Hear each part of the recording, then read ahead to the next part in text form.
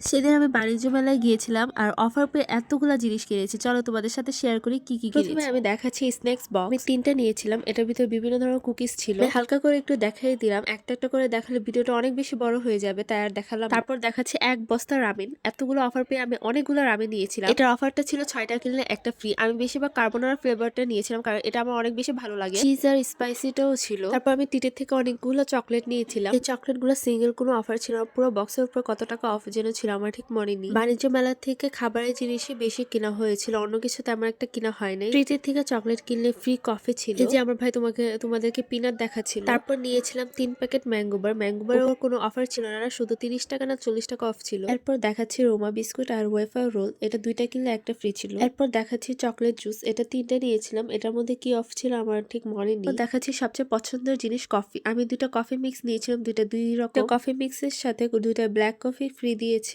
তারপর এসেছে হচ্ছে চানাচুর। চানাচুর এটা পুরোটা একটা কম্বো ছিল। এখানে 4টা বড় চানাচুর ছিল আর বাকিগুলো ছোট ছোট মিনি প্যাকেট ছিল। এই চানাচুর গুলোর সাথে একটা অফার ছিল, অফার না বলতে গেলে একটা লটারি ছিল, যেটার মধ্যে আমরা এই ছোট ছোট মশলাগুলো পেয়েছিলাম। এই প্যাকেজটার মধ্যে চানাচুর, জেম আর আচার, পিনাট বাটারও ছিল। আজকে ভিডিওটা বেশি বড় হয়ে গেছে, তাই আর বাড়াচ্ছি না, এখানে শেষ করছি।